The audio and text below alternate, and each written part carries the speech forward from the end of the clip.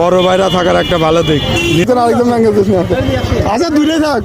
না না না না না আরে তুমি দেখলাম এটা নিয়ে আসলে আবার এটা আনছো এই যে দুই বড় ভাই জুস দুইটা নিয়ে চলে আসছে।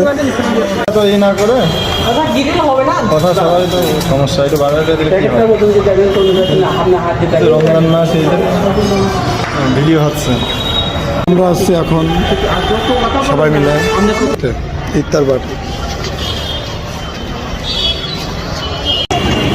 বড় ভাইরা থাকার একটা ভালো দিক, নিজের কিছু কিনতে হয় না। এই যে এক ভাই সব কিনে নিয়ে আসছে আর এক ভাই নিয়ে আসছে জুস।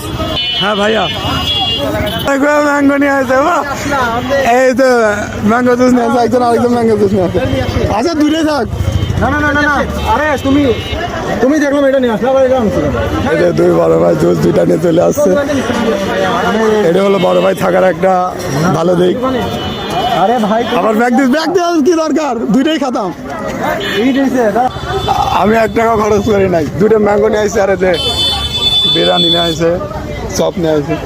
ছোট ভাই আমি দুইজনার কি ব্যাগ নিল না আমরা এই যে রেলগাছি মোড় থেকে বিদায় নিলাম। রেলগাছি দেখা যাবে না, সমস্যা নেই। এই যে দুই ভাই মিলে সব যাবতীয় জিনিস কিনছে। এগুলো হলো বড় ভাই থাকা হলো ফায়দা একটা, যে নিজের কিছু কিনা লাগে না। থেকে খাসি নিয়ে আসছি আমি একা, আর এই যে দুই কিপটে হলো আপনার মুরগি নিয়ে আসছে। গরু তো বেঁচেই না সতেতে। তো আমরা যে এটা হলো ম্যাঙ্গো জুস। ডেট আছে তো আবার? এই ডেট নাই মনে আছে। তারপরে যে এগুলা যাবতীয় খাবার দেখানো যাবে পরে। খোলেন তো দেখি কি কি আছে দেখে। তো আমার ভাইয়া যে কিরে আজান দিবে, আজান দিয়ে খাওয়া শুরু করবেন। হ্যাঁ ইফতারে দেখান। আমি খাওয়া দিই আরে খাওয়া দিই রে। হ্যাঁ বিসমিল্লাহির রহমানির রহিম। ভাইয়া এই যে আমি দুই ভাইয়াকে খাওয়াই দিলাম, কিন্তু তারা আমাকে খাওয়াই দিল না।